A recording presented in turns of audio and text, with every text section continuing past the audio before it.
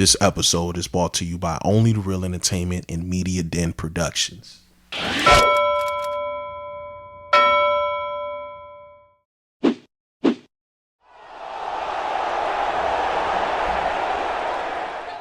Yo, what's going on, y'all? Episode 76. I'm Rilla. We got Cam. Yo.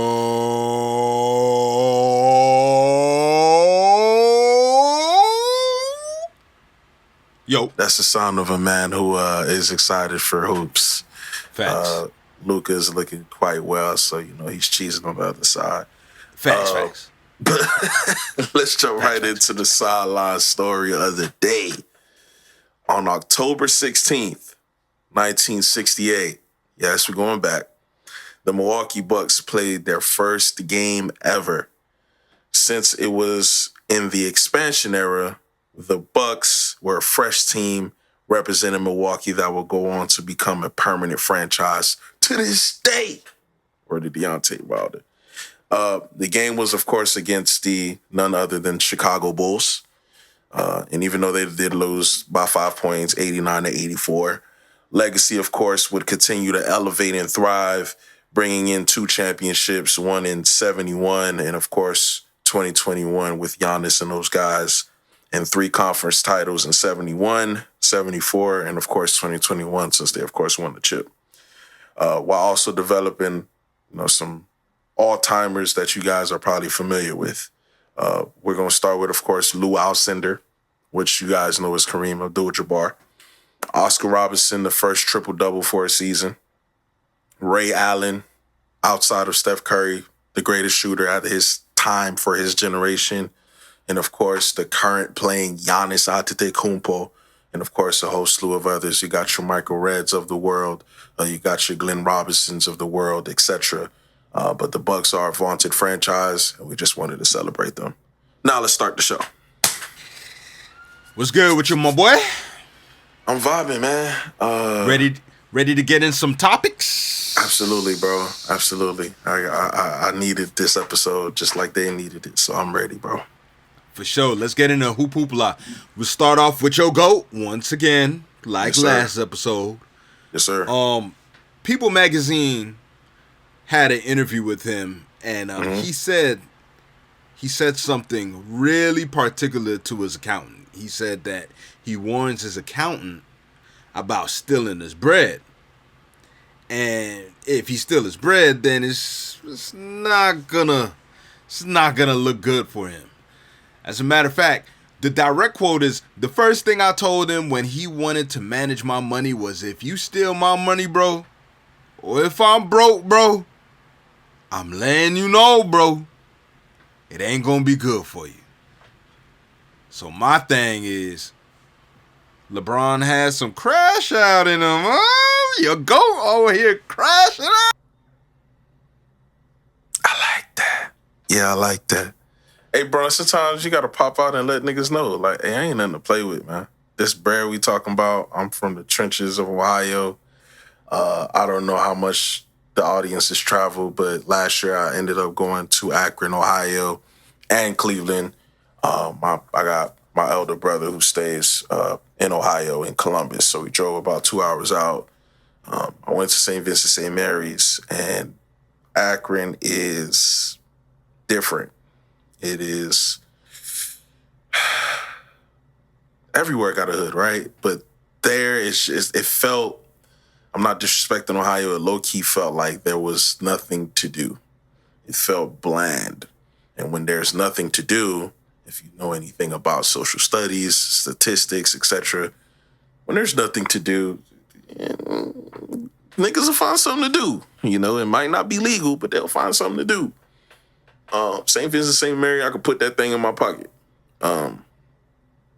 So Braun is from that, man. Braun is from that. You, as a man, bro, don't matter if you a civilian, a tax-paying 9-to-5er like me. As a man, you gotta have some type of fear that you gotta put into a heart. And I'm just a 6'2" guy, a 6'2" Haitian guy. If a 6'9", 260-pound human being who could run like a deer say that to me, Yeah, I might be a little scared. I ain't gonna lie. And especially if you said it in Ohio, don't know the gun laws there, I can't up file on you without going to jail for the rest of my life. So it's gonna be tough. Yeah, it's gonna be tough for that accountant, but so far so good. I think he scared him before he was able to obtain the black trucks. I believe he had the black suits. Yeah. Before he had the black trucks, he had the black suits. I don't know what they had inside of the coat, but I think he had the black suits behind him, and that was enough to let the accountant know to, vibe up. Let's get into preseason. Apparently, all NBA teams have at least one back-to-back in the preseason. I'm just now realizing this the other day. Oh, my God, really? Yeah, when I checked the Lakers' schedule for the preseason, I saw that there was a back-to-back, one against Phoenix and then the next against Dallas, which is tonight. We're recording on the 15th. And they're playing Dallas today. They played Phoenix yesterday. And so that really caught my eye. And I was just like, back-to-backs in preseason? That's crazy. And then a clip of Joe Mazzulla saying he hates preseason and would rather practice every day up until, the regular season popped up, which, I mean, a lot of people have been agreeing with him. Some, maybe. I mean, what about you? Do you agree with him? And why does that even exist? Like, why does back-to-backs in preseason even exist in the first place? I don't know. I mean, maybe it's to give the other guys who don't have a guaranteed spot feel for what it's like to be in the league. If you're a role player, you have to be ready at all times. And a lot of those guys that are coming off the bench, that's your 10th man on down. Maybe it's conditioning. Maybe it's to obtain more film on if they're going to move forward with said player. But I've never heard a back-to-back in a preseason. I don't think that's very healthy for players who are being asked to play 82 games. For guys that are coming from AAU, so they have already very advanced training age bodies. You're looking at somebody like Ace Bailey dealing with tendonitis at 18 years old. You can imagine how much basketball he's already played. So I don't think it's a good idea. I'll be honest. I think I would have to agree with Joe Mazzulla for sure. Yeah, that's I don't know. That's weird. And matter of fact, speaking of the Celtics, right? I don't know if you've seen this, but they held a coaches versus media scrimmage. Oh my God. You didn't see that? No, bro. I'm about to see what's happening with it right now. What you mean? Yeah, man. There's a clip online that shows that the Celtics coaches played the Celtics media, wiped them boys' nose 57-4. First of all, do they understand that Joe Mazzulla played college ball? Hey, man. A lot of those dudes have played ball before. And then you got some people that never play ball at all, but they just know how to write a good story. You think more stuff like that need to keep, that needs to be a thing in the league? More of that needs to happen so that, you can keep things in perspective? I think you should do that for every team, every preseason, for fun and for perspective.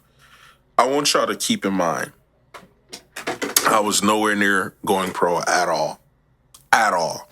I think I'm okay at best at hoop. Around, I want to say, when did Kevin Durant go to Golden State? 2016. Around 2016, there was this gentleman, I forgot his last name, but his first name was Renee. He came to what's now, it used to be 24-hour fitness, I believe. Now it's Amp Fitness off of Pines. Bruh, he played overseas. He even had a preseason game against OKC, and he showed us film of him guarding Russ, of him scoring a few times. I think he had 16 that game. This is an overseas player, nowhere near the league. He missed maybe a total of 2 times the entire time he was in the gym. He missed a total of 2 times the entire time I was there for about 3 hours. He missed a total of 2 times the entire time he was in the gym. And that is an overseas professional. So you look at some of these guys who are D1. Can you imagine if Dallas lines it up with the media and somebody has to guard Sham God? Can you imagine somebody having to guard Jared Dudley? Can you imagine somebody having to guard any assistant coach who's had some... Man, I'm even thinking Darvin Ham can give folks 60. Come on, man. Like, what are we doing, bro? I want y'all to understand this is the 0.01%. This is 450 players. And we're going into probably a top 1,000. Do we want to go top 10,000? It's 400 million people in the USA. So I want people to do simple math. It's going to be bad. I think they should do it for every single team. Every single team, all the coaching staff, don't matter how old you are, get some burn in with the media and beat them by 50 plus points. Yeah, just to let them know what's going on. Keeping it in preseason, I've been noticing something too. What's that? What's up with all these athletic white boys nowadays? Like, what's? I've been watching this kid, Johnny Furphy. Boy, he got the bunnies. Man, what? Man, what's up with all these athletic white boys nowadays, man? You got Mac McClung. Yeah. You got Cooper Flag. Yeah. Johnny Furphy. Yeah. Shoot, Dalton Connect can get up there, to be honest. He can. What, bruh? Please tell me your take on that. Because I have no idea where they came from. Can I be honest? Man, be honest. It was only a matter of time before evolution, bro. You know, there was always the nice white guy in every neighborhood. They would just call him either white chocolate or white whatever. And he was super nice. He knew how to play, or he knew how to shoot the lights out, or he had a handle but couldn't shoot. Anyway, he had game. Anybody white.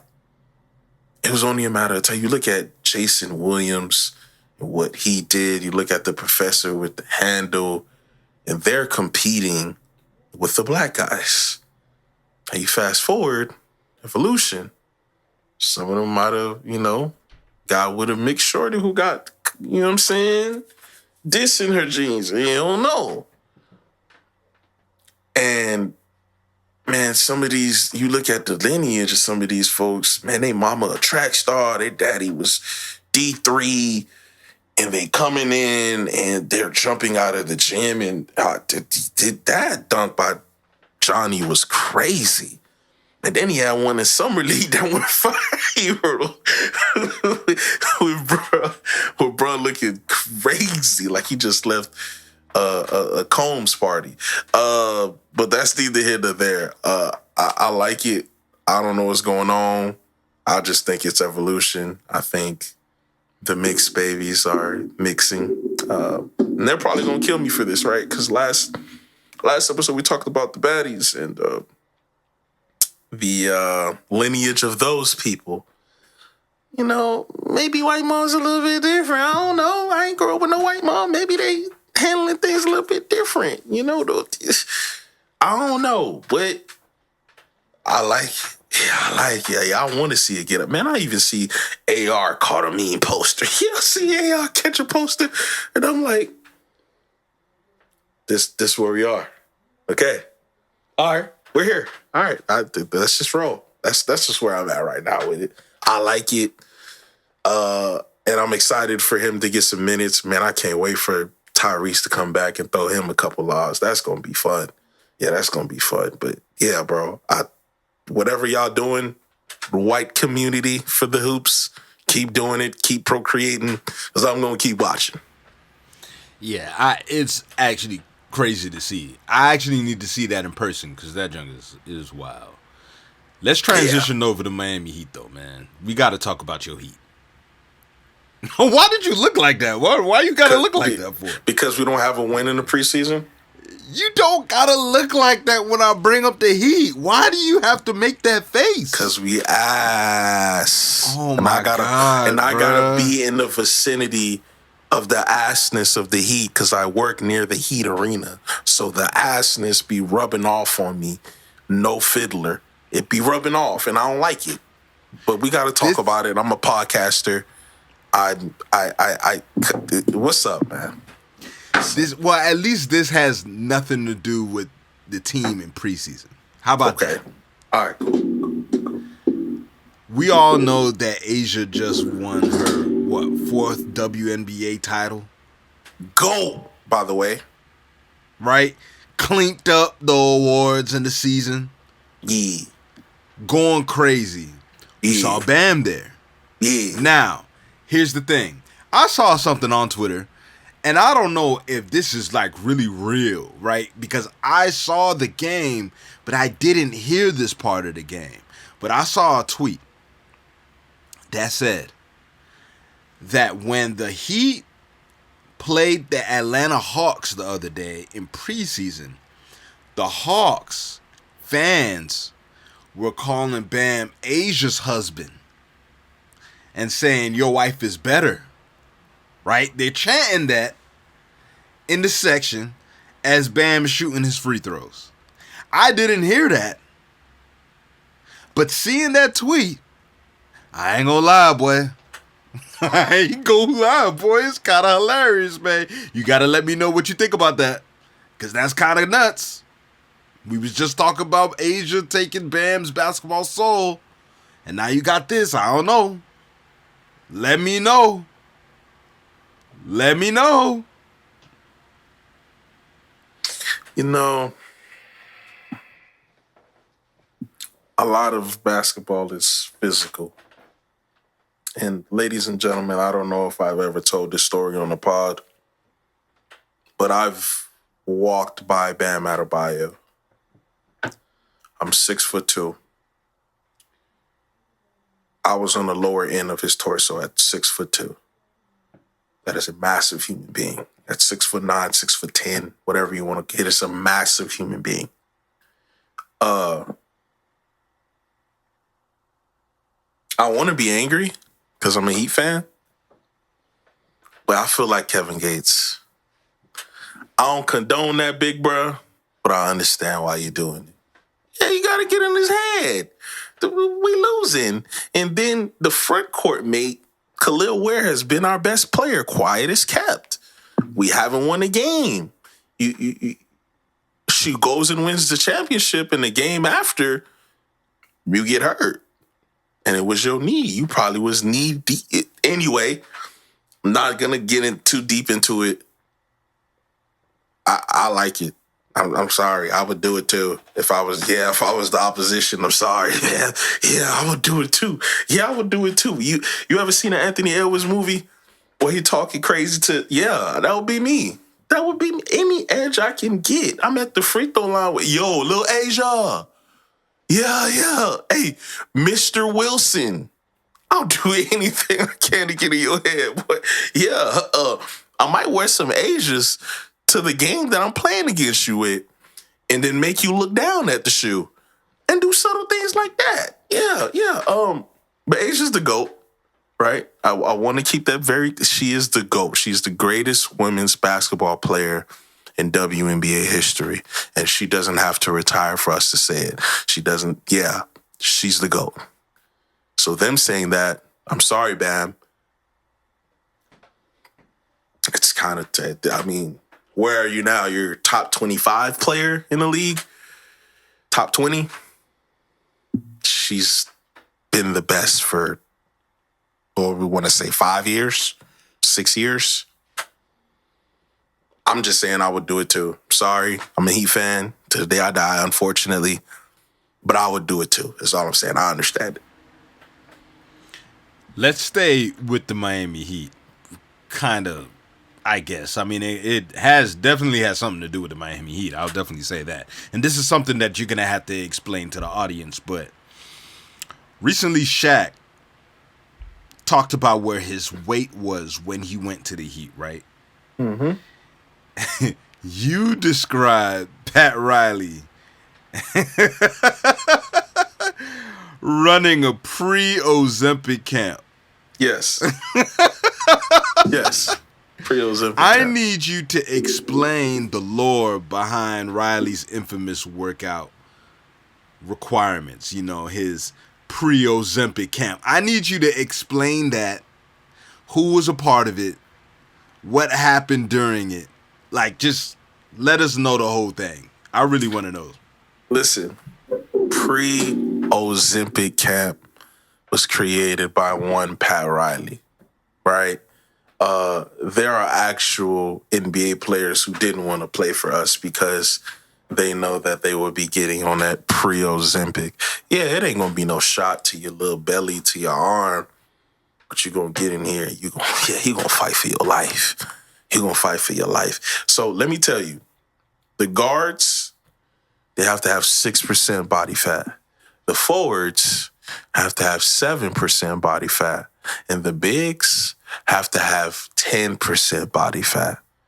So Shaq came in and he won a chip at 415 pounds. To every big man that ever guarded Shaq throughout that era, I hope you have a very good relationship with your masseuse and your chiropractor, because that sounds painful. I hope you iced before and after. Because 415 at 7'2" is terrible. I don't understand how he was able to play 10 more seasons after that? His body should have been. But anyways, back to Pat. Pat had the pre-Ozempic camp. Pat Riley is infamous for these hard-ass practices, right? And the infamous cookie taken from LeBron. Pre-Ozempic. The infamous, they would go into people's cribs and clear out the infamous pre-Ozempic camp. You gonna practice, buddy. You gonna practice hard. You got Eddie Curry, who came in and he was dealing with weight issues. Yeah, he spent like 1 season and a half face slimmed up. He was cheesing on he barely played, but he was cheesing up the store, all stuff, getting right, chiseled, all of that. You look at Hassan Whiteside, who dealt with weight issues. He came in looking like Kratos when he got right with us, bro. You know, Pat was running a pre-Ozempic camp, man, and it was, dare I say, scaring some people away. That's all I'm saying. A pre-Ozempic camp is what I call it. It's the Miami Heat. We got standards. And did you guys know that there would be fines if you came in out of shape? Yeah, you ain't gonna be a little Zion. You couldn't be a little Zion. There were fines. They would take your money away if you weren't in shape, pal. Pre-Ozempic camp. Pat Riley. It should have gave you part of the, you know what I'm saying? It should have gave you part of the patent of Ozempic Pat, because you created the pre-Ozempic camp. You had it. But now we're about to be buns. But you had it at one point in time. Just wanted the crowd to know. Clearly, Pat Riley needs to open up his own gym, but that's neither here nor there. Let's get into Prime for Prime, man. We got our segment Prime for Prime. We got 2 dynamic scores. You ready for this one? What's up? Steve Francis versus Stephon Marbury. Oh. Now, I got their career stats right in front of me. Okay? Read it off. Yeah, go ahead. Stephon Marbury played 13 seasons to Steve Francis's 9, right? Mm-hmm. And in those 13 seasons, been to the playoffs 5 times versus Steve going 1. But Steve is a 3-time All-Star. Mm-hmm. Stephon Marbury is a 2-time All-Star. All right. Now, Steve Francis got Rookie of the Year, but Stephon Marbury Why can't I say his name? Because you're getting confused with Stephen? It's probably why. Nah, it's just more so like Stephon Marbury. Like, it's just, I don't know, man. You can just say Stephon Marbury has 2 All-NBA selections. So we're already looking at like a tug of war when it comes down to these accolades, right? Yeah, for sure. But let's get to the on-court performances. Right? Okay. Mm-hmm. Steve Francis, averaged 18 points a game for his career. Stephon Marbury, 19. It's like a little bit of points over. So 18.1 versus 19.3. So I'm going to just round to the nearest whole number. All right. Right? Okay, boom. So we got 18, 19. So a point difference. Steve Francis with rebounds, 5.5. I'll say the point. 5.6 rebounds. So I'll say 6 rebounds to Stephon Marbury's 3. Right? Mm-hmm. Assist, Steve Francis, 6 assists a game for his career. Okay. All right. Stephon Marbury, 7.6. So I'll say 8, but 7.6. Okay. Right?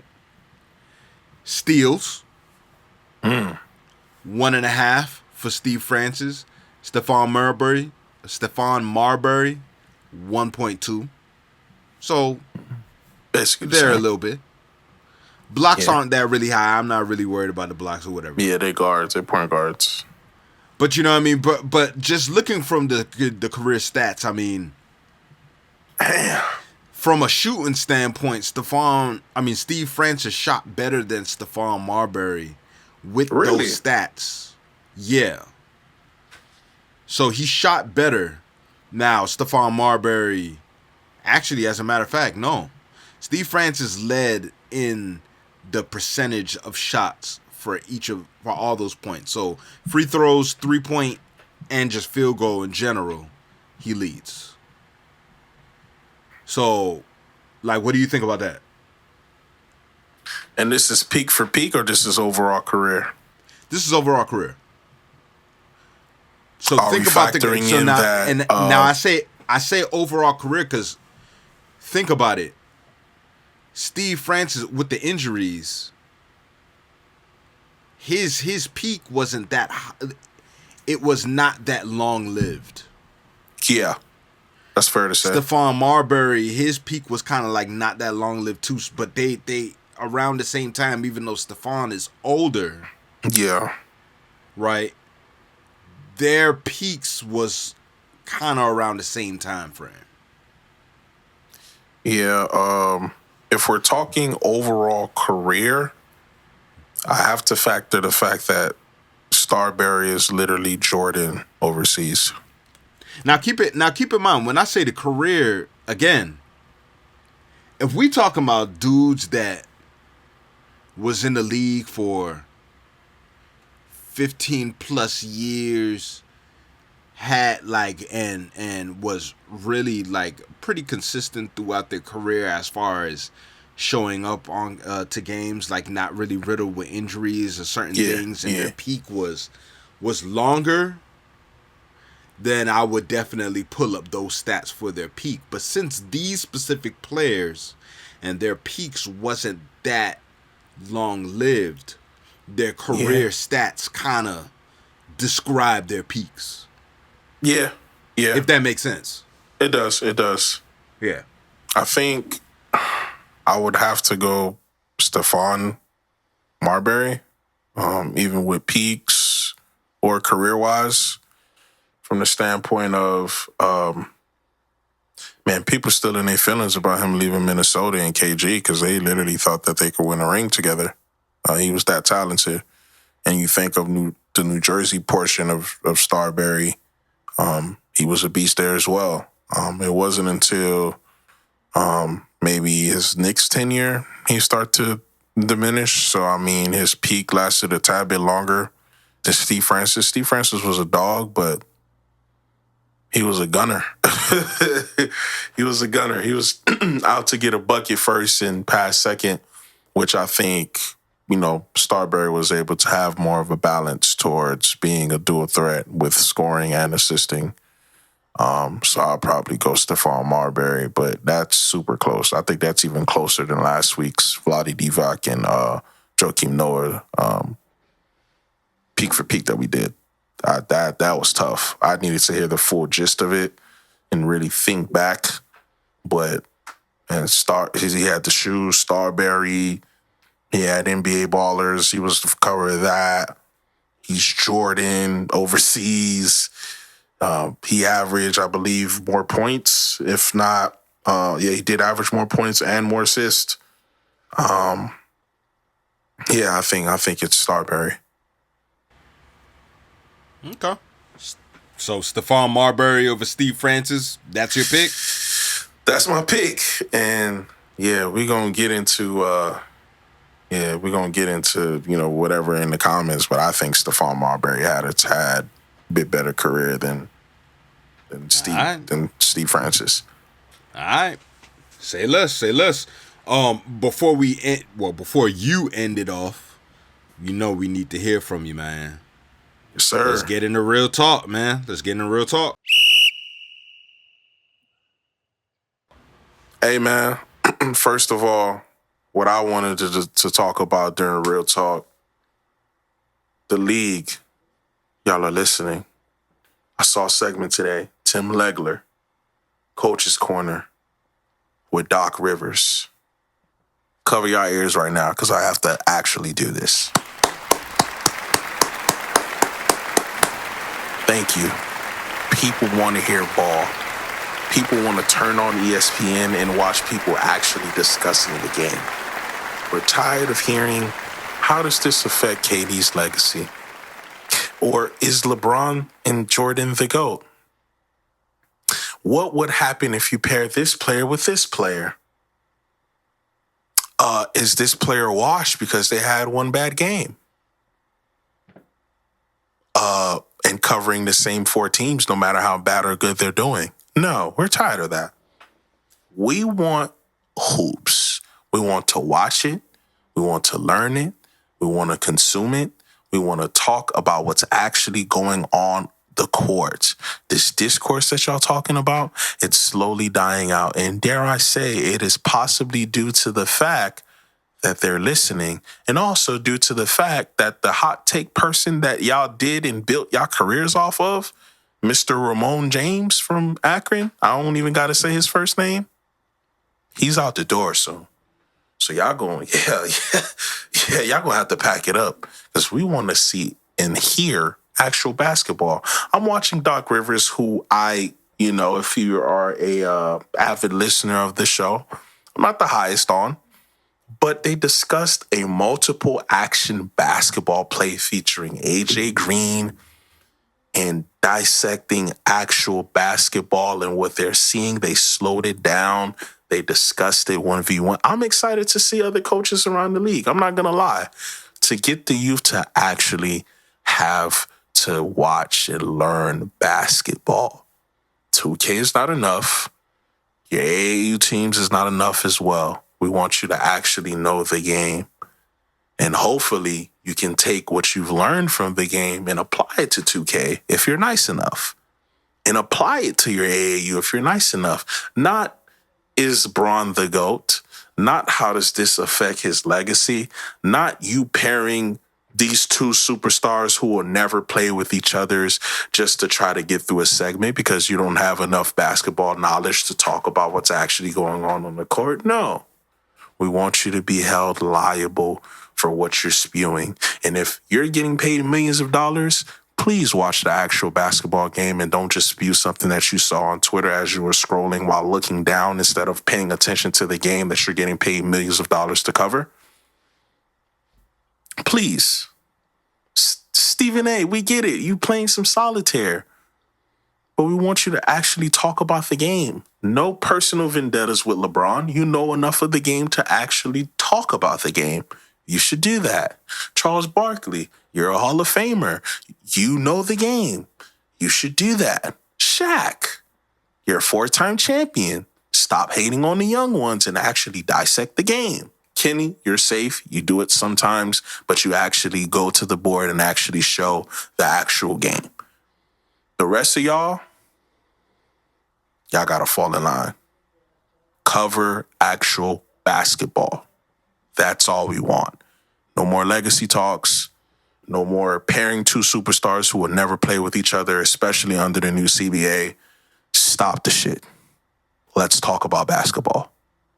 And that's all I got for y'all. This is episode 76 Y'all go ahead and follow me at Young Rilla at all socials. Y'all follow Media Den, and we out. This another one for the books. Yo.